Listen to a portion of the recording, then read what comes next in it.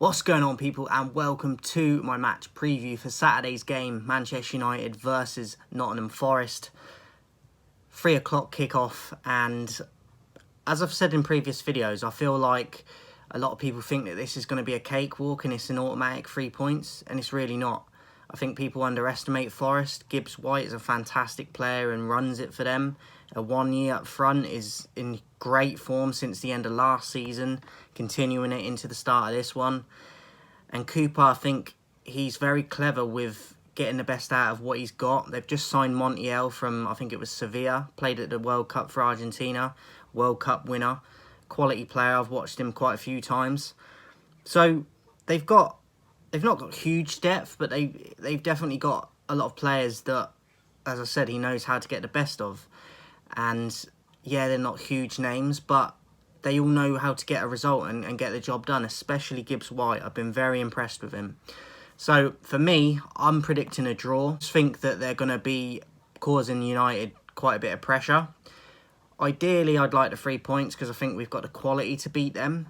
But it's not just about quality. It's about on the day, do you show up and do you fight and do you earn the right to win the game? And we don't do that consistently enough at the moment. So I think we could win, but we're going to have to be at it from the first whistle. And I feel like Forest have got that hunger in them at the moment, being a newly promoted team. I know they've been up a season already, but they've still got a bit of that hunger for me that they don't want to get relegated. I think Cooper's going to do a good job. I've predicted them to improve even on last year, again this year. So I'm going with a draw. I'm going to say 2-2, but hopefully we can get the 3 points and hopefully a clean sheet. As for my lineup, I've gone with Onana in the sticks. I feel like we need to see more of him playing out from the back because we haven't seen it enough yet to kind of justify getting rid of De Gea for me. So I think he's improving, but we're not building out from the back like I thought we was going to be. I know it's early on, but we've had pre-season with him, and I feel like you might as well have kept De Gea because I don't think it was right how we let him go. And I've seen in both games Onana kicking it up the field. Like, every keeper can do that. So I want to see more of that build-up play that we come to expect from him. But I'd go with Onana. Aaron Wan-Bissaka at right back. I think he's been one of our best players in both games so far. Not great in the second game, but I feel like it's still not the worst. Varane and Martinez as the centre-backs. I think Varane's had a good start to the season. I think Martinez I dropped for the second game, obviously, because I think he had a dreadful performance against Wolves, and I don't think he was any better against Tottenham. So I'd bring him back in and give him another chance just to see if he can sort of bounce back from it. And similar with Shaw as well. I dropped him for the Tottenham game, but I've brought him back in to give him a chance. And then the holding midfielder, Casemiro.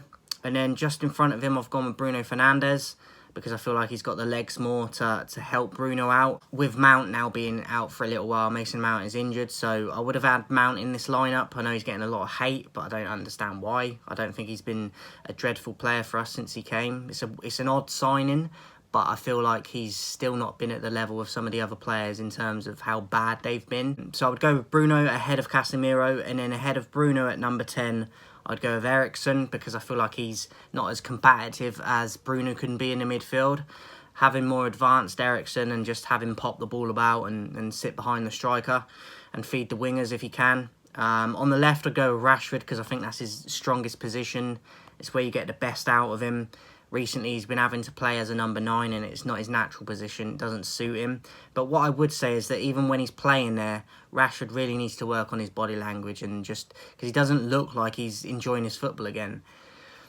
So he needs to get that back again, just on the mentality side of it for me, regardless of what position he's in. But I'd go with Rashford on the left, Sancho on the right, because I'm not a fan of Anthony. I'd rather Sancho, Pellistri, or even Ahmed. I know he's injured at the moment, but I'd have all three of them ahead of Anthony because I'm not impressed by him. And then up front, Højlund, because I've heard that he's going to be available for this Forest game. I haven't ever watched him play. I've heard a lot about him.